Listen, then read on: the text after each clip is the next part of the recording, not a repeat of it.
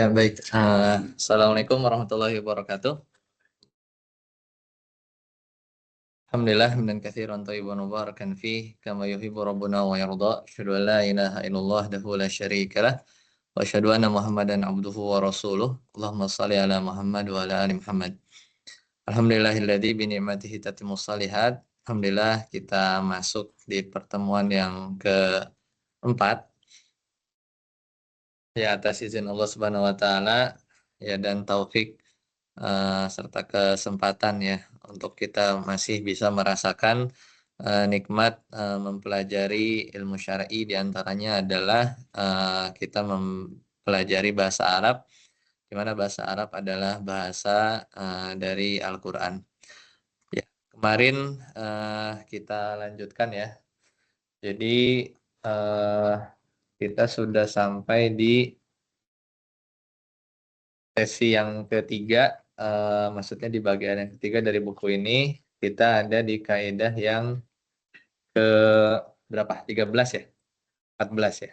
Baik, kita ulang lagi ya karena seperti biasa ya, kita perlu pengulangan ya. Kita perlu pengulangan. Baik, kalau di buku itu mungkin kita lihat di halaman, ini kan contoh ya. Ya, oke. Nah, kita ulang dari sini lah ya. Sambil kita masih ingat yang kaidah 11, kaidah 11 di halaman 24 yaitu tentang kosam. Jadi kemarin kosam ini kan intinya sumpah ya, dan kita di sini lebih tepatnya memikirkan, mentadaburkan kenapa Allah Subhanahu wa taala bersumpah dengan sesuatu tersebut atau makhluk Allah tersebut. Ya, misal kemarin contohnya di sini di halaman 24, watini wazaitun, ya artinya demi buah tin dan zaitun. Padahal orang-orang kafir Quraisy ketika itu nggak ngeh sama buah ini karena nggak muncul di Mekah. Ya, tapi teringat bahwasanya atin az-zaitun ini menyebutkan atau merujuk kepada tempat turunnya wahyu, yaitu apa? Baitul Maqdis, Sinai ya. Kemudian juga Mekah, wahadzal baladil amin. Ya, jadi apa namanya? Kalau Allah bersumpah dengan makhluknya, maka hal tersebut menunjukkan makhluk tersebut adalah sesuatu yang mulia. Atau lebih jauh dari itu, makhluk itu menjadi saksi akan kebenaran yang akan disampaikan. Ya, jadi ya makhluk, ya bahkan tempat sholat kita kan, kita bergeser ya, sholat sunnah itu kan menjadi saksi kelak di akhirat gitu ya, kelak di akhirat bahwa tempat sujud kita itu pernah kita apa namanya dijadikan oleh kita sebagai tempat sholat. Kemudian kemarin contoh-contoh yang lain adalah kuda perang gitu ya, wal adiyati dhabha dan seterusnya. Kenapa sumpah sampai dengan kuda? Karena kuda itu adalah makhluk yang loyal dengan majikannya, hanya untuk menegaskan apa? Bahwasanya manusia itu apa? Lakanut, ya sangat sangat ingkar. Beda sama kuda gitu kan. Kalau kita sebenarnya sudah diberi rezeki makan oleh Allah Subhanahu wa taala, mestinya nurut ya sama Allah Subhanahu wa taala. Sampai dikasih sumpah 3 ya. 3 ayat, 4, 5, ayat 6-nya ada inna, kemudian li rabbihi lakanut. Nah, jadi benar-benar ingkar. Ya, sampai Allah Subhanahu wa taala bersumpah dengan kuda tadi ya. Kemudian kaidah 12 kemarin, tasbih. Tasbih ini adalah menyerupakan, simpelnya dengan kaf. Ya, biasa kaf harfu jar ya. Ya, jadi kemarin contohnya kal farashil mabsus. Ya, kenapa? Kalau kita buka tafsir Syekh Sa'di yang agak ringkas, itu kata beliau dalam tafsir yang terkenal Taisir Al-Karim Ar-Rahman, ya, karangan Syekh Sa'di, beliau menjelaskan bahwa laron itu adalah makhluk yang lemah. Bahkan saking lemah dan juga ya memang bahkan dia nggak jarang kita ngelihat laron itu dia nyungsrukin diri ya, menjatuhkan diri kemana? Ke api. Pokoknya ada cahaya aja. Ya begitulah kondisi manusia apa? Tanpa hidayah. Begitulah kondisi manusia tanpa hidayah. Ya nanti orang yang apa namanya ya Allah buat bingung ya nanti tatkala kondisi hari kiamat. Kemudian contoh-contoh yang lain yang ada tasbihnya itu ka'asfim ma'kul kemarin ya, ka'asfim ma'kul. Jadi Allah Subhanahu wa taala ya kalau kita lewat pada sumpah-sumpah atau tasbih-tasbih tadi maka seolah Allah Subhanahu wa taala itu ingin membuat kita makin bukan tahu bahwa saya contoh di Al-Qur'an tadi ya tidak ingin hanya kita tahu bahwa kiamat itu menakutkan, seram gitu ya, ngeri gitu. Tapi sampai-sampai Allah Subhanahu wa taala ingin menginginkan kita membayangkan, melihat ya dengan cara ya terrefleksikan dengan tasbih ini ya, tasbih ini. Nah, itu kaidah 12. Kemudian kemarin juga kita sudah bahas juga di halaman 26 yaitu kaidah 13 yaitu ala. Ala ini ya huruf jar kalau di nahwu kan kemarin. Jadi arti letter luck-nya di atas, tapi secara dasar maknanya apa? Isti'la secara nahwu. Tapi kalau secara balaghah kita ketemu ala itu menunjukkan apa? Kekuasaan yang mutlak atau menunjukkan tanggung jawab, yang menunjukkan tanggung jawab atau al-ilzam. Jadi kalau mengutip misalnya Syekh Imam Thahir bin Ashur ya terkenal di kitab tafsirnya At-Tahrir wa Tanwir ya. At-Tahrir wa Tanwir itu hampir semua kalau kita ketemu ada ala nih, ada ala, kemudian setelahnya itu sesuatu yang maknawi, bukan yang fisik. Ini misal meja gitu kan, alal maktab. Tapi kalau kan di Al-Qur'an juga banyak ala tapi sesuatu yang maknawi ya, sesuatu yang maknawi. Maka itu mengindikasikan menguasai, mengepung atas sesuatu tersebut ya. Misalnya ala hudan, huda petunjuk itu kan maknawi kan, abstrak. Ya berarti berada di atas hidayah. Seolah kita berada di atas hidayah. Seperti perkataan Ibnul Qayyim. Nah, di sini contohnya ya ini kemarin kurang pas ya, tapi sini maksudnya alladzi anqadha itu sebenarnya ada alanya. Tapi kemarin kita sudah tunjukkan salah satu contohnya itu adalah surat Al-Humazah ya, yang membakar hati ya. Kemarin kita contohkan di situ ada alal afidah ya. Ada alal afidah. Nah, itu bisa kita jadikan contoh ya. Itu di ayat ini ya, allati tattali'u alal afidah. Jadi ala itu naik ya sampai yang sebenarnya merasuk ke dalam hati. Ya, kalau di tafsirnya Syekh Utsaimin misalnya di Juz Amma itu menjelaskan sama sih penjelasan rata-rata ulama menafsirkan di ayat ini bahwa hati itu tempat apa? Kesombongan. Ya makanya orang yang lumazah pasti lahir dari hati yang sombong. Maka api itu akan menghukum pusat dari kesombongan tersebut, yaitu apa? Hati ya. Allati tattali'u ala. Ya, jadi apa namanya itu yang bisa kita lihat ya dari konteks ala kalau dilihat dari para mufassir ya atau ulama tafsir memahami secara bahasa. Nah, baik. Kemudian nah sekarang kita baru ya masuk ke kaidah baru yaitu kaidah ke-14. Sudah dibuka di halaman ini anak keluarkan lagi. Ya, halaman 27 ya. Nah, ini online. Ini juga konsep sederhana di nahwu dasar ya. Kita ketemu atau sering ketemu dengan lam. Lam itu kalau dia masuk ke kata benda isim itu biasanya huruf jar. Lillahi, lirasuli ya. Tapi kalau lam kita bacanya li juga sama-sama dibaca li, tapi dia masuk ke fiil. Maka itu yaitu disebutnya lam ta'lil. Lam yang menunjukkan supaya atau alasan ya. Jadi namanya lam ta'lil. Artinya apa? Supaya, agar ya. Biasanya dia masuk ke fiil mudhari ya. Biasanya dia masuk ke fiil mudhari. Nah, kaidah tafsirnya kata para ulama salah satunya misalnya mengutip perkataan Syekh Abdurrahman As-Sa'di tadi ya dalam tafsirnya setiap perintah ya yang dia punya goyah itu objektif tujuan maka manfaatnya itu pasti ke manusia. Ya. Jadi bukan balik ke Allah gitu ya. Karena yang butuh itu kan sebenarnya manusia terhadap bahkan ibadah yang kita lakukan. Nah, ini karena sering diungkapkan dengan li ya, dengan la muta'lil. Nah, di sini contohnya al-bayyinah. Kita di juz sama ya. Allah Ta'ala berfirman, "Wa ma umiru illa wa ma umiru dan tidaklah mereka diperintah kecuali liya budun. Liya budun. Di sini kan ada li artinya supaya atau agar masuk ke fiil mudhari ya, ya budun. Ya, masuk ke ya budun.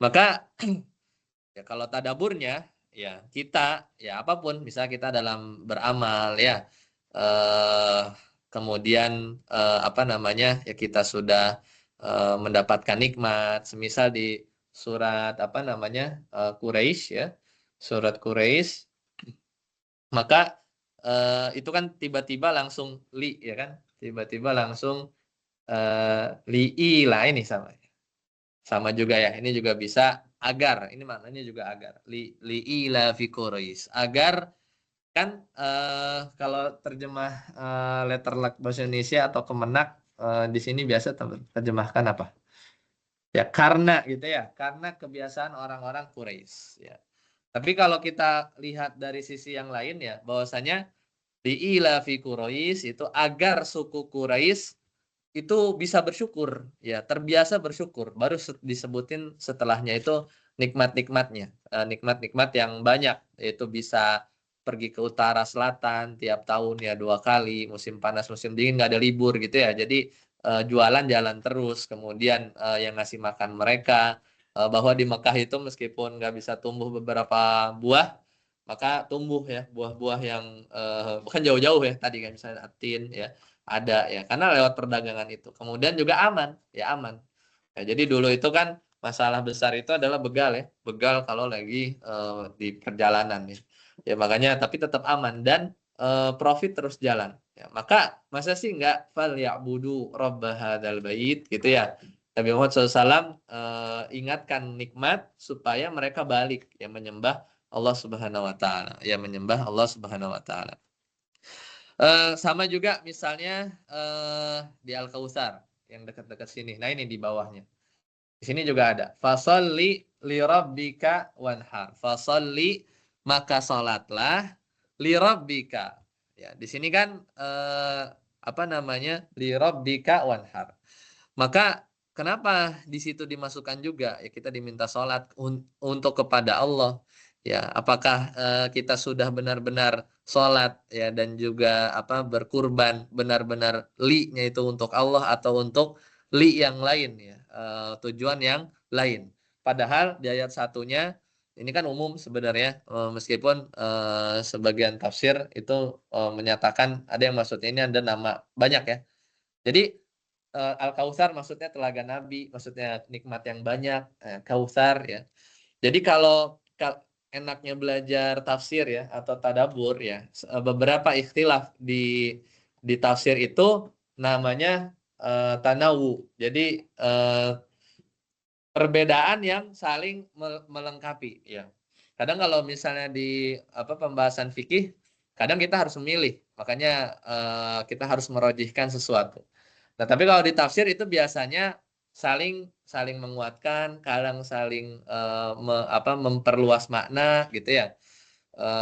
Itu yang bisa kita sering temukan. Kecuali memang tafsirannya itu sesuatu yang diambil dari Israiliyat, kemudian yaitu dari ini ya, dari kitab-kitab Bani Israel. Kemudian di Al-Quran tidak ada yang mendukung. Maka pilihannya dua. Kalau benar-benar bertentangan maka kita tolak. Kalau misalnya nggak ada maka kita tawakuf. Kita diam ya, kita diam. Ya misalnya kisah-kisah tentang para nabi Bani Israel ya, Nabi Daud, ya, Nabi Sulaiman itu banyak tuh sebenarnya bisa kita lihat di tafsir At-Tabari ya, yang dia merangkum semua. Ya kadang ada riwayat-riwayat Israiliyat yang masuk itu riwayat dari orang-orang Bani Israel ya dari cerita-cerita mereka. Nah, balik lagi ke sini ya. Jadi apa namanya? menyingkap hikmah ya. Jadi kalau kita bingung ya, maka hikmah atau alasannya itu ya adalah setelah li-nya ini. Jadi ini mirip seperti aladzi ya di kaidah-kaidah sebelumnya. Selanjutnya kaidah ke-15 ya, kaidah ke-15. Nah, ada hasful ma'mul ya, hasful ma'mul. Ma'mul itu objek ya.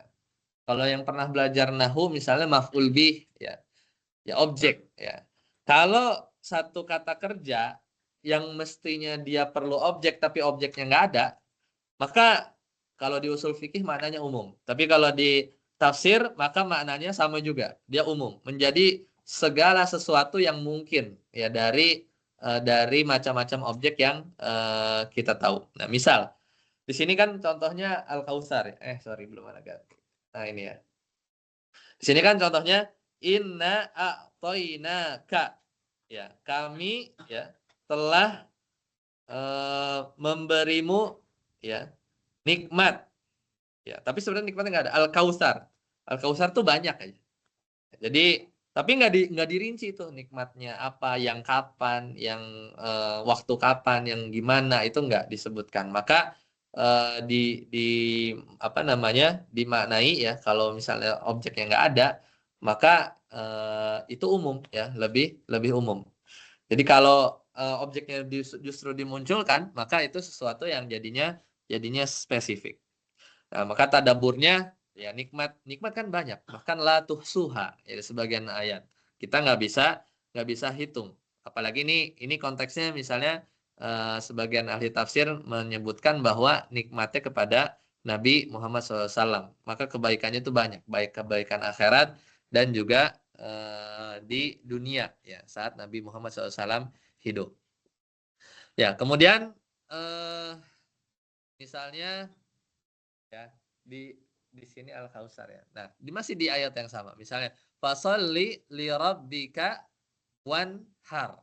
Berkurban. Itu mestinya itu juga ada objeknya ya, ada objeknya. Tapi di sini kurbannya umum. Ya, jadi memang ya kalau kita ambil ke pembahasan fikih banyak ya apa namanya opsi-opsi dalam berkurban. Ya, jadi kalau harusnya objeknya disebut tapi dalam Al-Qur'an objeknya dilepas ya, tidak disebut, maka itu menunjukkan keumuman. Nah, baik. Selanjutnya di kaidah 16 kita lihat. Nah, ini ya. Nah, ada yang namanya at-tadzil.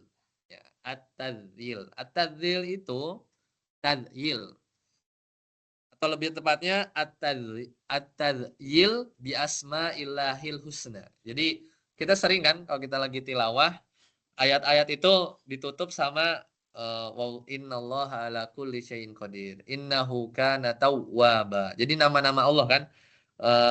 Kemudian wallahu bima ta'maluna khabir gitu ya misalnya. Atau Ghafurur Rahim. Jadi banyak ya. Penutup ayat intinya. Penutup ayat. Nah, ini adanya di balaghah. Ini adanya di balaghah. Jadi bukan di nahwu atau shorof. Jadi kadang ujung-ujung dari ayat ya, misalnya apalagi ditutup dengan Asmaul Husna dari nama-nama Allah Subhanahu wa taala itu berfungsi untuk argumentasi ya, sebagai argumentasi atau bahkan kuncinya. Jadi misalnya yang Anda lagi ingat di surat At-Tolak ya. Tapi di sini ada sih contoh-contoh misalnya di An-Nasr. Nah, ini ya.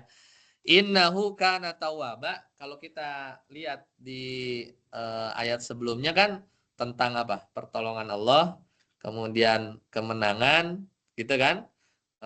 Kemudian masuknya manusia berbondong-bondong ke agama Islam, tepatnya setelah Fathu Mekah.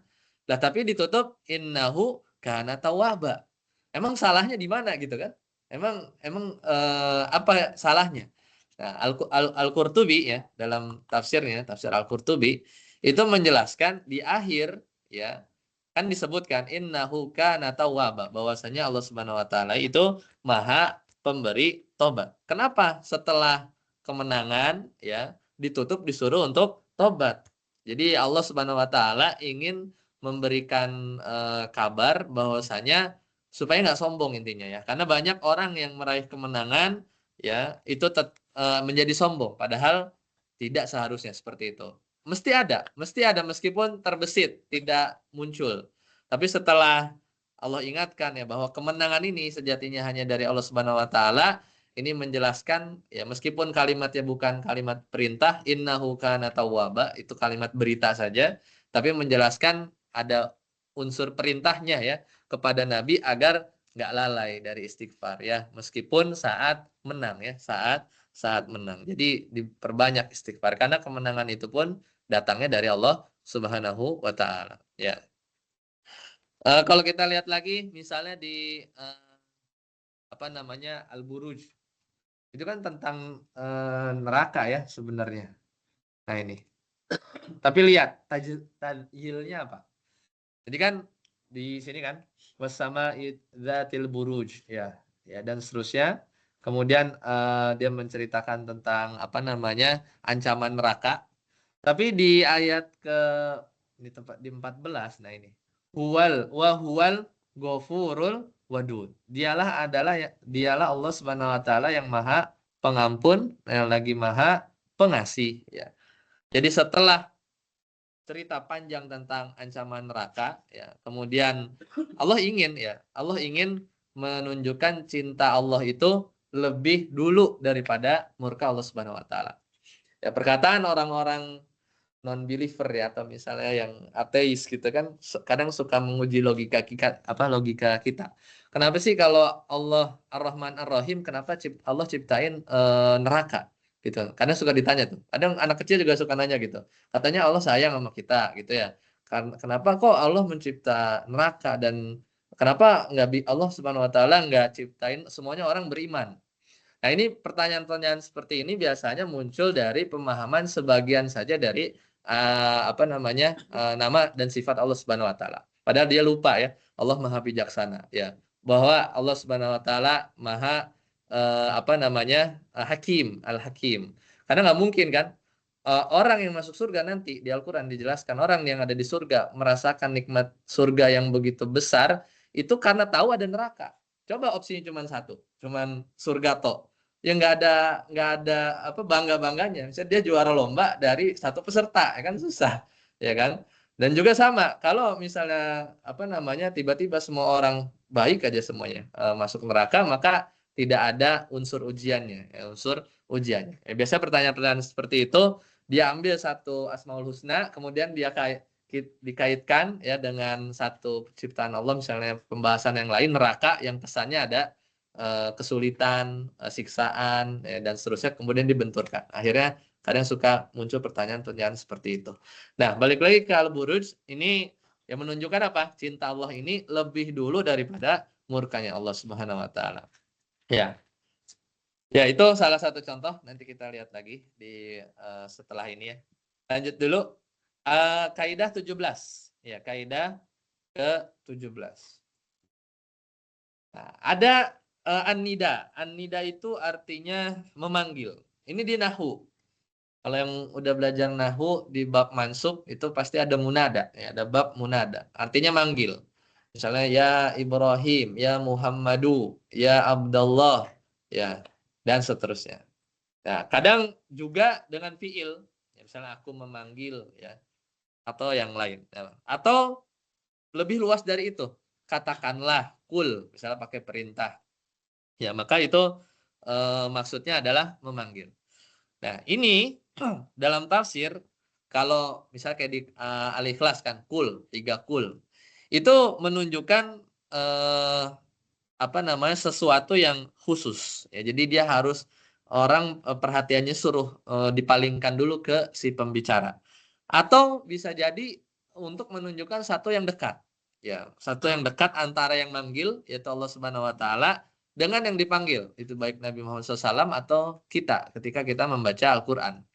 Ya, maka contoh-contohnya di surat-surat yang sering kita baca nih, Al-Kafirun, di salat witir ya, Al-Ikhlas, kan kul-kul semua tuh. Tapi kalau yang 3 kul biasa kan Al-Ikhlas, Al-Falaq, An-Nas, itu kan deklarasi tauhid ya, Al-Falaq deklarasi apa ketergantungan kita kepada Allah ya dari godaan-godaan orang yang hasad, dan juga An-Nas juga ya, dari setan-setan dari kalangan manusia dan jin. Nah, kalau Al-Kafirun itu deklarasi apa? Pemisahan iman ya antara orang Islam dengan orang-orang kafir. Makanya kul katakanlah supaya tegas. Jadi apa namanya? Kata apa namanya? Sebagian ulama tafsir, kalau ada kul katakanlah, itu ibarat kita itu diminta untuk berani ya. Apa misalnya kita takut mungkin karena kesendirian kita atau hidup di tengah misalnya minoritas ya. Tapi kalau di Al-Qur'an ya untuk urusan tauhid maka itu seringnya jelas ya. Toleransi dengan tegas ya, toleransi dengan tegas ya. Jadi bukan apa kita malu-malu ya dalam menampilkan identitas identitas keislaman kita. Nah, kemudian selanjutnya di kaidah 18. Nah, ini tentang apa? Hiperbola ya, tentang kaidah hiperbola. Di bahasa Indonesia juga ada ya. Apa namanya? Untuk menunjukkan sesuatu yang sangat. Biasanya ada wazan-wazan tertentu ya. Nah, contohnya kalau kaidah tafsirnya, jadi kata-kata dalam bahasa Arab itu kadang suka dibentuk atau disampaikan dalam bentuk superlatifnya. Itu yang bentuk apa? Lebaynya gitu ya, bukan lebay, melebih-lebihkannya gitu ya. Menunjukkan makna sangat. Ya, kalau di bahasa Arab namanya sighah mubalaghah ya. Misal wazan itu pola, misalnya fu'alah. Itu kita ketemu lagi di al-humazah tuh. Humazah, fu'alah. Itu bukan orang yang mencela sekali dua kali, tapi maknanya apa? Orang yang sangat sering banget mencela. Itu namanya humazah, lumazah. Ya, jadi bukan sekali. Ya, jadi udah sifat yang mengakar. Ya, kemudian misalnya al-ghasyiyah. Al-ghasyiyahnya bentuk sighah mubalaghah juga. Artinya apa? Meliputi ya. Jadi hari kiamat itu dia meliputi sesuatu yang tanpa ada yang kelewat sama dia. Kemudian hawiyah. Ya, misalnya hawiyah yaitu lubang yang sangat dalam, sangat-sangat dalam. Saya di surat apa? Al-Qari'ah. Nah, itu bentuk-bentuk sighah mubalaghah. Narullahil muqsadah ya. Kemudian tapi itu pasti kita harus cek di kamus ya. Atau kita minimal sudah belajar sorof ya. Misalnya tadi Anda sebutkan di surat Al-Qari'ah ya. Ada bentuk kan apa namanya sighah mubalaghah. Nah ini. Fa ummuhu hawiyah. Bagi orang-orang yang ringan ya, ringan amalan kebaikannya. Fa amma man khaffat mawazinu, maka tempat kembalinya, ini ummu ibunya, maksud ibu itu kan tempat kembali. Wa ummuhu hawiyah. Nah, hawiyah ini lubang. Tapi bukan sekilo, 2 kilo kayak sumur gitu, tapi dalam sekali. Sebagian riwayat kan terdengar satu batu yang jeger gitu kan. Ditanya apa? Oh, itu batu yang baru diturunkan dari puluhan tahun yang lalu dan baru sampai ke dasar neraka. Jadi sangat sangat dalam. Dan ini dibentuk disampaikan dalam bentuk sighah mubalaghah, hawiyah ya, hawiyah. Ya, jadi apa namanya? Ya meskipun bentuknya apa kita pelajari di sorof ya, tapi ketika kita melewati ayat-ayat dengan kata-kata yang semisal ini, itu menunjukkan makna sangat atau lebih. Nah, kemudian selanjutnya kita lihat di kaidah 19. Nah, ini pasti kalau nggak takasur, ya takasur yang ada sa sama saufa ya. Ini juga surat yang kita hafal. Seneng lah kalau misalnya kalau tarawehnya bacanya pendek-pendek. Wah ini di bawah duha berarti setengah 9 gitu kan. Atau jam 8 lewat gitu. Tapi kalau udah al-buruj ya atau apa, wah ini calon-calon setengah 9 lewat gitu kan. Nah ini kan pasti ini apa sering kita dengar. Nah di situ ada sin sama saufa. Kalau sin itu kalau di bahasa Inggris tuh I'm going to, akan, tapi dekat ya. Tapi kalau saufa will. Ya, jadi di bahasa Inggris juga dulu anak kalau les juga diajarinya gitu, tapi benar atau enggak ya? Tapi akan itu ada yang apa dekat, ada yang memang agak jauh gitu ya. Nah, salah satu penggunaannya apa namanya seperti ini. Tetapi kalau di bahasa Arab itu kalau sin itu segera, ya. Kadang juga pakai fa. Nah beda fa itu kemudian kan. Summa kemudian juga. Kalau fa itu runtut dia. Jadi satu kerjaan event dia langsung ke event berikutnya. Kayak misalnya kalau fa langsung. Makanya di surat Abasa ya, fa akbaroh. Maka kalau udah wafat langsung dikuburin kan. Tapi kalau penciptaan dari lahir kan kita hidup dulu sampai nanti mati ya. Jadi menarik tuh di situ ya. Ada fa, ada summa. Nah, ini juga sin sama saufa. Ya, kata Syekh As-Sinqiti ya saufa ini biasanya lebih kepada akan tapi ancaman. Ya. Tapi karena lama ya apa namanya kalau pakai saufa tapi sebenarnya konteksnya ancaman itu sebenarnya itu menunjukkan rahmat Allah itu maha luas ya. Karena ibaratnya ngasih waktu ke kita gitu sebagai hambanya untuk mikir gitu ya kalau membuat dosa mikir. Ya, pada sebenarnya sejatinya kan ya mati nggak ada yang tahu, neraka apa akhirat juga sebenarnya dekat gitu kan, kiamat dekat gitu ya. Tapi pakai saufa, ini sebenarnya itu menunjukkan apa? Pada konteks ancaman. Jadi ingin Allah Subhanahu wa taala itu menunjukkan rahmatnya kepada hamba-hambanya, ngingetin masih ada waktu nih buat berpikir ya, buat bertobat ya sebelum kita terlambat. Ya, misalnya di surat ini ya At-Takasur. Kalla ya, sekali-kali tidak gitu kan. Kemudian saufa ta'lamun. Kelak kelak kan biasanya. Terjemahan Kemenaknya juga kelak kalian akan mengetahui ya. Kelak. Tapi sebenarnya bentar lagi karena umur kita nggak ada yang tahu relatif terhadap akhirat yang abadan ya. Seperti itu. Nah, itu menunjukkan janji atau ancaman yang pasti terjadi ya dengan jarak. Allah Subhanahu wa taala tuh ngasih jarak supaya mikir ya. Kalau apa itu sebenarnya bentuk rahmat Allah Subhanahu wa taala dalam penyampaian kepada hambanya bahwa ya pikirlah bertobat sebelum nanti ya kalau udah akhirat ya udah tidak ada penyesalan yang berguna ya, berguna. Nah, seperti itu. Kemudian terakhir, nah ini kaidah 20 yaitu tanwin. Ini mirip-mirip seperti al. Kalau yang kaidah berapa kemarin di 1 sampai 10 kan ada al tuh ya. Nah, kalau al kan ma'rifah, spesifik gitu ya. Kalau yang tanwin atau nakiro, nah dari konsep nahu tanwin itu adalah nun sukun yang dibaca tapi tidak ditulis. Benar nggak? Tanwin kan? Tanwin itu kan an in un. Yang gini fathah, domatain, kasratain. Itu kan definisinya apa? Kalau kita pinjam definisi ilmu tajwid, nun sukun dibaca, kita ngomong nih an in un ya. Tapi nggak ditulis kan? Nun sukunnya nggak ada kan? Rojulun tuh kan ada domah tain, bukan ro, jim, lam sama nun terus sukun gitu kan. Jadi definisi tanwin itu adalah nun sukun dibaca tapi tidak ditulis. Itu tanwin. Nah, tanwin di isim nakiroh itu maknanya apa? Kengerian yang tidak terbayang. Ya, jadi misalnya tabbat yada abi lahabi watab. Ya.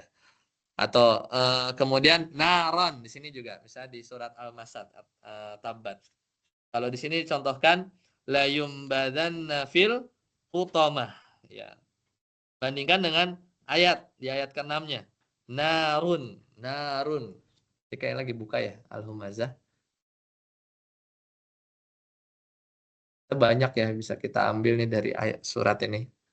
Nah, kan wa ma adraka mal hutamah. Ya. Tahu nggak sih apa itu hutamah? Narun. Ini pakainya ya meskipun ini mudhof ilaih ya, tapi di sini nar ya. Dia aslinya kalau nggak diidofakan kepada Allah, dia ada tanwinnya narun ya. Ya, jadi apa namanya? Dia nakiro, menunjukkan satu yang ngeri sekali ya, satu yang ngeri sekali. Misalnya gini, ada dokter bilang kamu sakit, kamu kena virus gitu ya. Tapi kalau disebutnya virus apa namanya gitu ya, masih umum kan virusnya. Maka kan ngeri apa COVID, apa virus apa gitu kan. Jadi kalau sesuatu yang nggak dispesifik tapi dalam konteks yang apa namanya yang membahayakan itu kan makin apa namanya kita membayangkan kemungkinan worst case-nya ya kan. Kemungkinan terburuk. Nah, jadi apalagi kalau lewat di ayat-ayat siksa seperti ini ya, ayat-ayat yang sifatnya adalah ancaman neraka. Ya, baik. Itu kaidah terakhir ya di pertemuan ini. Ya, jadi contoh-contoh yang lain Bapak Ibu sekalian ya, baik yang hadir di sini atau yang online bisa lihat di halaman 35 ya. Contoh tambahannya kan di kaidah 11 ada al-adiyat ya. Kemudian tadi ada yasdurun nasu ashtatan, itu juga sama tanwin. Ya, jadi kelompok-kelompok. Jadi bisa Anda jabarkan di situ. Kemudian ada al-qari'ah al-fil, itu di situ banyak tasbih ya. Di halaman 36. Contoh yang saufa di halaman 36 itu ada di at-takatsur ya, ada di al-humazah. Ya, kemudian ada membuang objek, itu contohnya juga ada di halaman 37 ya. Kemudian tadhyil dan contoh di surat Al-Ikhlas dan Al-Falaq itu terkait dengan nida. Ya, jadi semoga pertemuan kita bisa bermanfaat. Maka kesimpulannya atau di akhir di halaman 41 ya, mudah-mudahan setelah belajar ini kembali lagi seperti tahun lalu, tolong dicari ya kesempatan sekecil apapun untuk belajar bahasa Arab ya, di rumah ya, online ya, karena mau nggak mau bahasa Arab itu adalah bahasa kitab suci kita, di mana bahasa Arab itu adalah ruhnya tafsir ya, padahal kita diminta untuk tadabbur ya oleh Allah Subhanahu wa taala ya, tapi kita perlu alatnya gitu kan. Maka di Ramadan ini mudah-mudahan ketemu Ramadan tahun depan udah bertambah ya apa namanya pengetahuan kita terkait dengan bahasa Arab, dengan karena perlu waktu lama ya, perlu waktu lama untuk belajar, yang penting istiqomah, dan mudah-mudahan pertemuan yang singkat ini menjadi amal kebaikan kita di akhirat kelak, dan semoga bermanfaat bagi kita semua, keluarga dan sesama kaum muslimin. Saya akhiri, terima kasih. Sebelumnya ada pertanyaan? Ayo silakan, Mbak. Mm-mm. Biasa kan melihat makna hati dan lain-lain. Ya, itu benar. Peda-peda yang ada di sini itu bisa kita pakai secara general. Maksudnya tidak case by case ya, tergantung ayatnya. Jadi kita bisa pakai seluruh ayat Al-Quran gitu. Betul. Artikan sama lah gitu. Iya, bisa. Jadi kalau mau apa tafsir yang ngebimbingnya, misalnya biar nggak terlalu kejauhan, yang memang tafsirnya atau konteksnya itu adalah apa namanya lebih ke bahasa. Nih, Bapak Ibu kan bisa buka ini ya. Sorry. Nah, tafsir.app ya. Ini sebenarnya ada aplikasinya, tapi saya lebih sering ke browser ya. Ini memang bahasa Arab ya, cuman kita banyak lah ya bisa AI ya. Di sini yang tadi saya sebutkan ada Tahrir wa Tanwir ya. Ibnu Asur ya. Mana dia? Oh ini sorry, tafsir ya. Jadi ini tafsir.aid ya. Jadi ini ada tafsir, ada ulum, ada mushaf, ada kamus ya. Nah, jadi kalau mau tafsir itu yang sering sekali menyinggung bahasa Arab, nah ini ya, Tahrir wa Tanwir ya, Tahrir wa Tanwir bisa di aplikasi. Nah, itu maksudnya buat ngecek. Kadang apa yang tadi disebutkan ini kadang muncul tuh, kan suka ada ala, suka ada sesuatu konsep yang kita pernah belajar di Nahwu Shoroh, pas lewat ayat itu kira-kira mirip nggak gitu ya, buat verifikasi aja gitu ya. Tapi kalau secara umum masih dasar harusnya masih apa bisa kita lakukan seperti itu. Baik. Ya, ada lagi? Jika tidak ada, kita akhiri. Subhanakallahumma bihamdika asyhadu an la ilaha illa anta astaghfiruka wa atubu ilaik. Wassalamualaikum warahmatullahi wabarakatuh. Waalaikumsalam.